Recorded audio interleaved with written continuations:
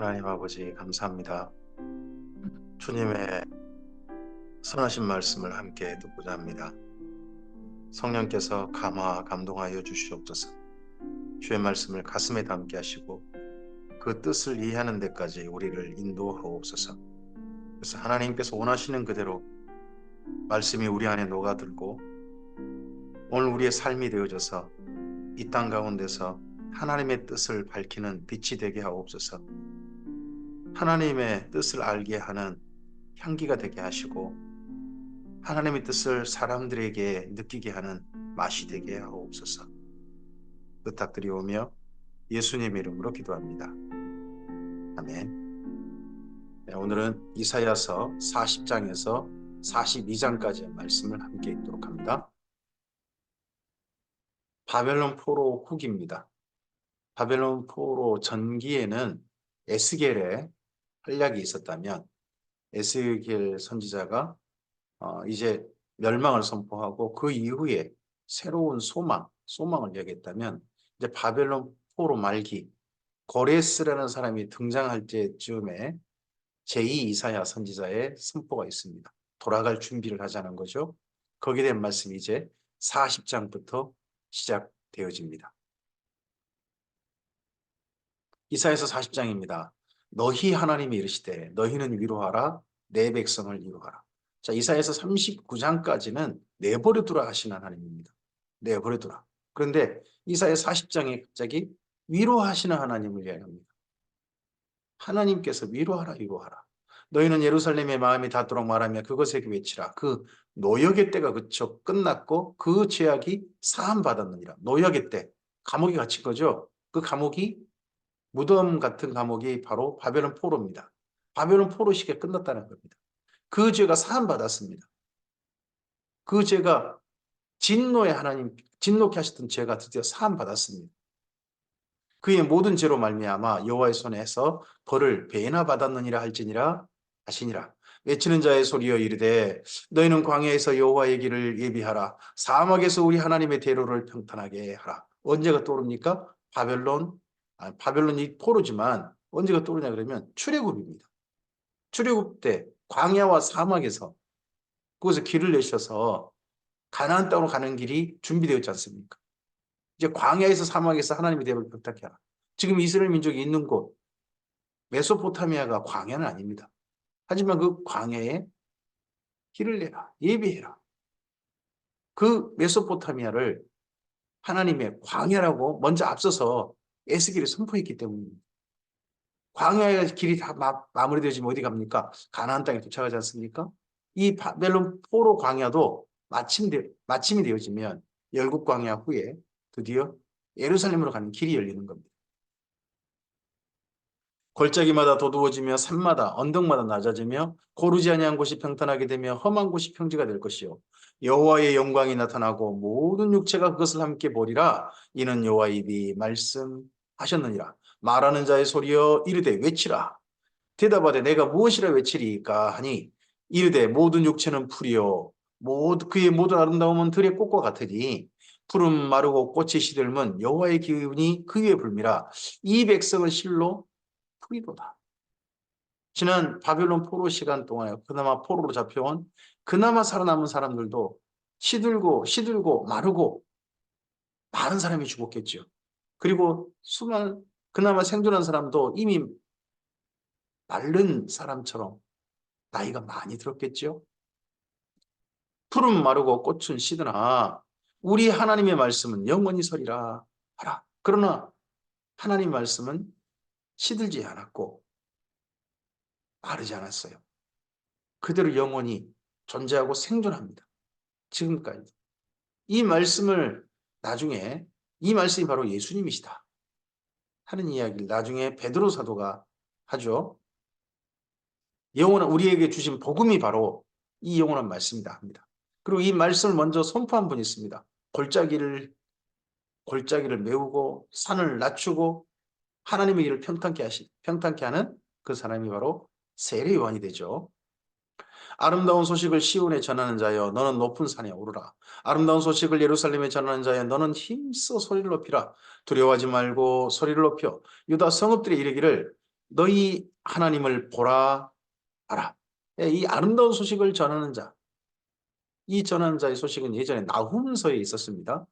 근데 이제 그 말씀을 인용인 것인지 또 여기 이사야서에 있습니다. 아름다운 소식. 주 보라 주 여호와께서 장차 강한 자로 임하실 것이요 친히 그의 팔로 다스릴 것이라. 어디를요? 예루살렘을. 보라 상급이 그에게 있고 보응이 그 앞에 있으며 그는 목자같이 양떼를 먹이시며 어린 양을 그 팔로 모아 품에 안으시며 젖먹이는 암컷들을 온순히 인도하시리로다. 하나님께서 목자처럼 그곳에서 예루살렘에서 가나안 땅에서 이렇게 하실 것이다. 예수님께서 나타나셨을 때 나는 선한 목자라 하시지 않습니까? 이스라엘 민족이 흔히 알고 있는 이미지입니다. 양떼가 목자를 의지해서 들판에서 풀을 먹고 그리고 마실 물이 있는 곳으로 인도함 받습니다. 쉴 곳으로 인도함 받습니다. 그러한 그 풍경이 하나님께서 그렇게 하실 것이다. 친히 그렇게 하실 것이다. 예수님께서 오셔서 바로 그렇게 하셨죠. 누가 손바닥으로 바닷물을 헤아렸으며 뺨으로 하늘을 쟀으며 땅에 티끌을 되에 담아 보았으며 접시저울로 산들을 막대저울로 언덕들을 달아 보았으랴. 누가 여호와의 영을 지도하였으며 그의 모사가 되어 그를 가르쳤으랴. 그가 누구와 더불어 의논하셨으며 누가 그를 교훈하였으며 그에게 정의 길로 가르쳤으며 지식을 가르쳤으며 통달의 도를 보여주었느냐. 오직 하나님께 스스로 하셨죠. 보라 그에게는 열방이 통에 한 방울 물과 같고 저울에 작은 티끌 같으며 섬들은 떠오르는 먼지 같으리니. 이 우주를 그 전능하신 능력으로 창조하신 분 아닙니까? 그렇다면 그 땅에 존재하는 그 우주 가운데 지금 그 작은 별 하나, 우리 은하계만 해도 별이 천억 개가 있다고 하잖아요. 그 중에 별 한 개, 거기에 살고 있는 생명체들에게 하나님은 정말 그 생명체는 하나님께 아무것도 아닌 것입니다. 레바논은 땔감에도 부족하겠고 그 짐승들은 번제에도 부족할 것이라. 그의 앞에는 모든 열방이 아무것도 아니라 그는 그들을 없는 것 같이 빈 것 같이 여기십니다. 은하계에 들어가 보고 정말 우주 가운데 보면 지구는 아무것도 아니고 그 지구 가운데 또 아둥바둥 살고 있는 사람들의 모습은 아무것도 아닐 수 있죠. 하나님은 빈 것처럼 될 수 있습니다. 그런데 그 아무것도 아닌 같은 사람들을 사랑하시고 아끼시고 그 사람들 때문에 애달하시고 그 사람들 때문에 화내시고 그 사람들 때문에 기뻐하시고 그 사람들의 사랑을 받지 못하셔서 애달하시는 분이 하나님이시라는 것도 참 그것도 아이러니입니다. 그런즉 너희가 하나님을 누구와 같다 하겠으며 무슨 형상을 그에게 비기겠느냐. 우상은 장인이 부어 만들었고 장색이 금으로 입혔고 또 은사슬을 만든 것이니라. 궁핍한 자는 거제를 드릴 때에 썩지 아니하는 나무를 택하고 지혜로운 장인을 구하여 우상을 만들어 흔들리지 아니하도록 세우느니라. 너희가 알지 못했느냐? 너희가 듣지 못했느냐? 태초부터 너희에게 전하지 아니하였느냐? 땅의 기초가 창조될 때부터 너희가 깨닫지 못하였느냐? 그런 땅 위 궁창에 앉으시나니 땅에 사는 사람들은 메뚜기 같으니라. 그가 하늘을 차일같이 펴셨으며 거주할 천막같이 치셨고 귀인들을 폐하시며 세상의 사사들을 헛되게 하시나니 그들은 겨우 심기고 겨우 뿌려졌으며 그 줄기가 겨우 땅에 뿌리를 박자 곧 하나님의 입김을 부시니 그들이 말라 해오리 바람에 불려가는 촉에 같도다. 거룩하신 이가 이르시되 그런즉 너희가 나를 누구에게 비교하여 나를 그와 동등하게 하겠느냐 하시니라. 하나님과 견줄 리가 없는 거죠. 하나님 견줄 신이 없습니다. 이 땅의 신들은 그저 사람들이 만든 금은 동철 목석에 만든 우상에 불과합니다. 하나님만이 진정한 신이시고 하나님만이 참으로 세상을 창조하신 분으로서 만물을 없다 할 수 있으신 그 정도로 능력을 가지시고 존재하시죠. 근데 그 하나님이 이스라엘 민족을 일화를 하셨습니다. 그 하나님께서 이스라엘 민족에게 가나안 땅에 다시 내가 인도하셔서 내가 이스라엘 민족을 목자처럼 양육하시겠다. 인도하시겠다라고 하시는 분이시라는 겁니다. 그 하나님께서 이스라엘 민족에게 이렇게 하시겠다라고 말씀하고 있으시다 하는 게 여기 이사야 40장의 이야기의 출발인 거죠. 너희는 눈을 높이 들어 누가 이 모든 것을 창조하였나 보라. 주께서는 수요대로 만상을 이끌어내시고 그들의 모든 이름을 부르시나니 그의 권세가 크고 그의 능력이 강함으로 하나도 빠짐이 없느니라. 야곱아 어찌하여 내가 말하며 이스라엘아 내가 이르기를 내 길은 여호와께 숨겨졌으며 내 송사는 내 하나님께 벗어난다 하느냐. 너는 알지 못하였느냐 듣지 못하였느냐. 영원하신 하나님 여호와 땅끝까지 창조하신 이는 피곤하지 않으시며 곤비하지 않으시며 명철이 한이 없으시며 피곤한 자에게는 능력을 주시며 무능한 자에게는 힘을 더하시다니 소년이라도 피곤하며 곤비하며 장정이라도 넘어지며 쓰러지되 오직 여호와를 앙망하는 자는 새 힘을 얻으리니 독수리가 날개치며 올라감 같을 것이요 다른 박질하여도 곤비치 아니하겠고 걸어가도 피곤하지 아니하리로다. 우리 찬송가에서 많이 보았던 말씀 익숙한 내용 아닙니까? 주를 앙무하는 자 올라가 하는 네 하나님께서 이스라엘 민족에게 바벨론 포로 가운데 있는 이스라엘 민족에게 지난 포로 70년 그 시간 동안 슬프게 그러나 하나님을 결코 잃지 않고 끝까지 하나님을 그 우상이 가득한 그곳에서 하나님만 섬기고 있던 사람들 하나님만 기억하고 하나님의 말씀을 기억하고 있던 사람들에게 이렇게 기한이 되자 때가 되자 하나님께서 말씀하십니다. 나이가 이미 들었겠죠. 그리고 자녀들도 있겠죠. 근데 그들에게 능력을 주시고 피곤치 않게 하시겠다. 가나안 땅 돌아갈 힘을 주실 것입니다. 하나님과 함께하고자 하면 그 걸음을 걸을 수 있는 힘을 주실 겁니다.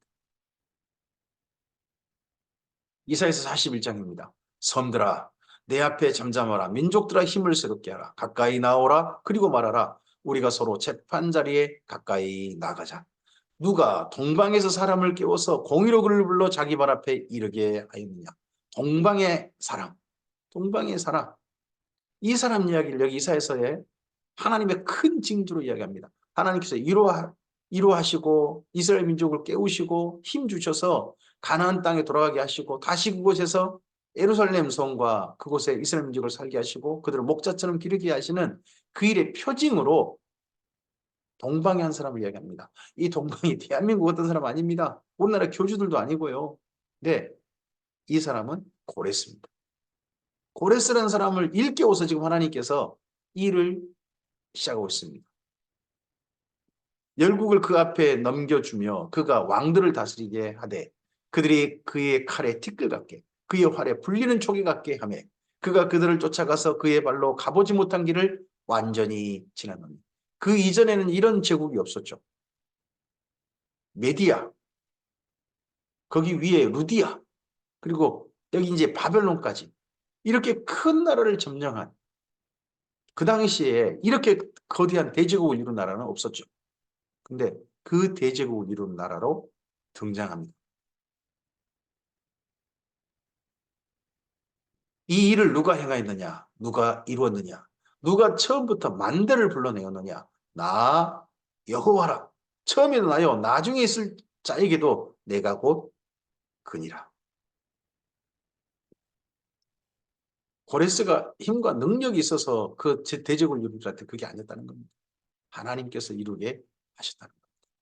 섬들이 보고 두려워하며 땅끝이 무서워 떨며 함께 모여와서 각기 이웃을 도우며 그 형제에게 이르기를 너는 힘을 내라 하고 이 고레스가 이렇게 곳곳을 정복하고 나라를 확장해 가니까 그 고레스의 영역에 이제 부딪히는 나라들마다 우상에게 힘을 받으려고 하는 거죠. 우상의 도움을 받으려고 하는 거죠. 그러다 보니까 목공은 금장색을 격리하며 망치로 고르게 하는 자는 매질꾼을 격리하며 이르되 땜질이 잘 된다 하니 그가 못을 단단히 박아 우상을 흔들리지 아니하게 하는도다.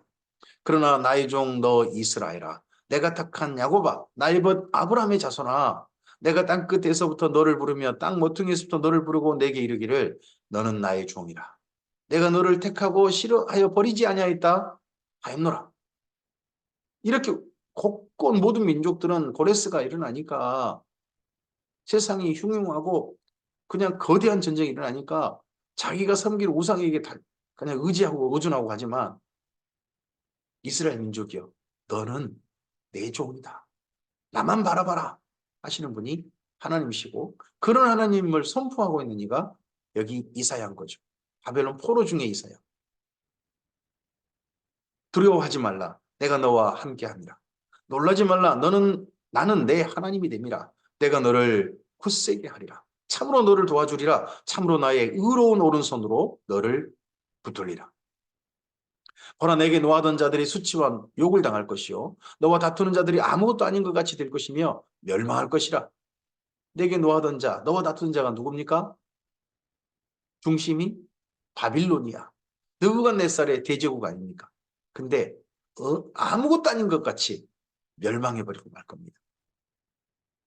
내가 찾아와도 너와 싸우던 자들을 만나지 못할 것이요 너를 치는 자들은 아무것도 아닌 것 같고 허문같이 되리니 이는 나 여호와 내 하나님이 내 오른손을 붙들고 내게 이르기를 두려워하지 말라. 내가 너를 도우리라 할 것임이니라. 하나님께서 이스라엘 민족을 도우시기 위해서 지금 고레스를 일으키신 거죠.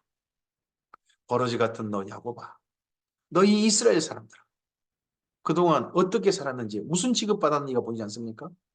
하나님께 버러지 같다? 물론 그럴 수 있을지 모르겠습니다만은 저는 바벨론 포로 가운데서 이스라엘 민족이 받았던 취급이라고 생각합니다. 벌레처럼 여김받았다. 두려워하지 말라. 나 여호와가 말하노니 내가 너를 도울 것이라.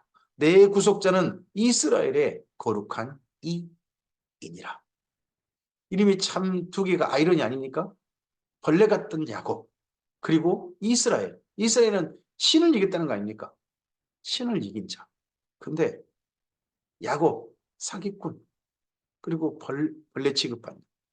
근데 이들을 하나님께서 도우실 것입니다. 구속하실 것입니다. 보라 내가 너를 이가 날카로운 새 타작기로 삼으리니 내가 산들을 쳐서 부스러기를 만들 것이며 작은 산들을 겨같이 만들 것이라. 내가 그들을 까부른즉 바람이 그들을 날리겠고 회오리 바람이 그들을 흩어버릴 것이로되 너는 여호와로 말미암아 즐거워하겠고 이스라엘의 거룩한 이로 말미암아 자랑하리라. 가련하고 가난한 자가 물을 구하되 물이 없어서 갈증으로 그들의 혀가 마를 때에 나 여호와가 그들에게 응답하겠고 나 이스라엘 하나님이 그들을 버리지 아니할 것이라. 예, 물을 구했던 데가 언제였습니까? 이스라엘 민족이 물을 찾고 구했던 데 광야 아니었습니까? 옛적 민수기 그때가 떠오르지 않습니까? 그때 하나님께서 물을 주셨죠. 응답하셨죠.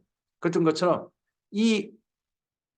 이제 바벨론 포로 생활, 바벨론에서 열국 광야 생활을 마무리하고 가나안 땅으로 돌아가는 이들에게도 그때 그 하나님, 출애굽 때 하나님께서 그들의 하나님 되시겠다. 내가 헐벗은 산에 강을 내며 골짜기 가운데 샘이 나게 하며 광야가 못이 되게 하며 마른 땅에 샘근원이 되게 할 것이며 내가 광야에는 백향목과 시띠나무와 하석류와 들감나무를 심고 사막에는 잣나무와 소나무와 황양목을 함께 두리니. 광야에 백향목이 자란다고요? 시띠나무는 자라죠. 근데 백향목은 저기 이제 레바논이라든지 이런 헐몬산 근처 그쪽에서 자라지 저기선 잘 안 자라는데. 그리고 화석류가 이스라엘 민족이 그 집을 짓고 살 때 가나안 땅에 같은 데 가면 울타리로 삼는 조경용 나무라고 합니다. 근데 그 화석류 나무가 심겨진다. 그리고 잣나무와 소나무, 황양목이 심겨진다.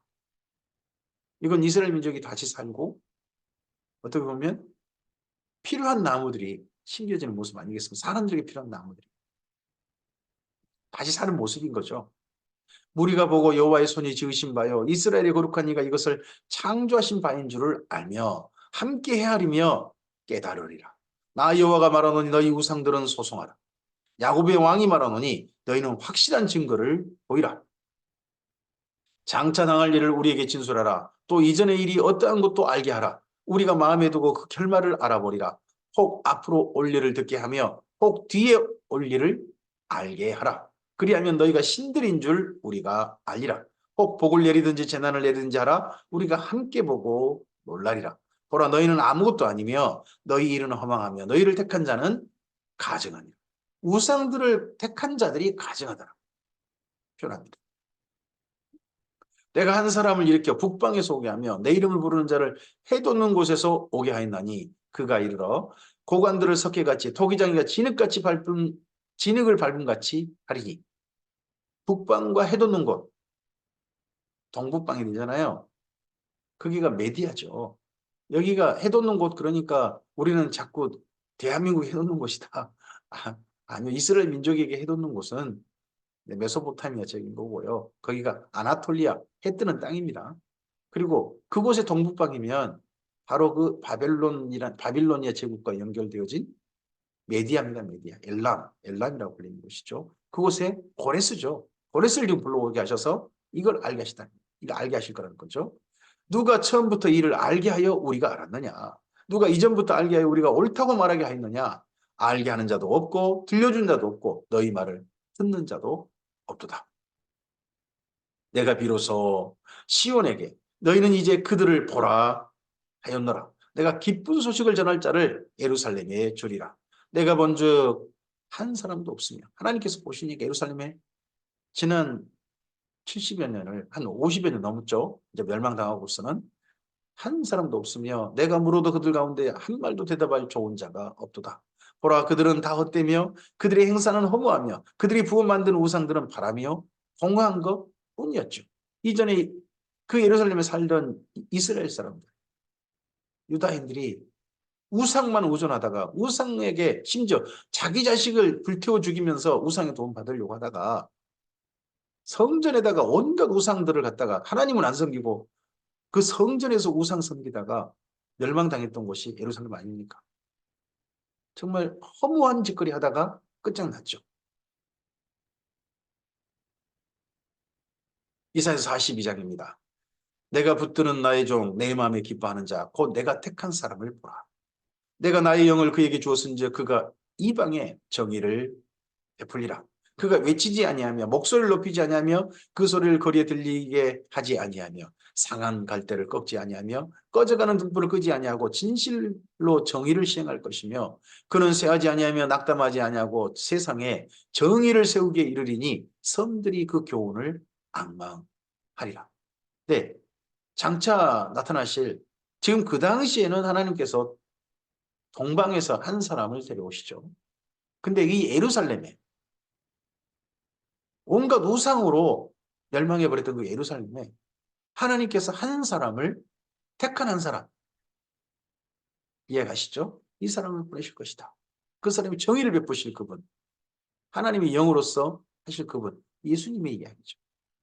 그 당시에는 고레스 장차 예루살렘에는 하나님이 택하신 종이신 예수님 하늘을 창조하며 펴시고 땅과 그 수산을 내시며 땅의 백성에게 호흡을 주시며 땅에 행하는 자에게 영을 주시는 하나님 여호와께서 이같이 말씀하시되 나 여호와가 의로 너를 불렀은즉 내가 내 손을 잡아 너를 보호하며 너를 세워 백성의 언약과 이방의 빛이 되게 하리니 내가 눈먼 자들의 눈을 밝히며 갇힌 자를 감옥에서 이끌어내며 흑암에 앉은 자를 감방에서 나오게 하리라.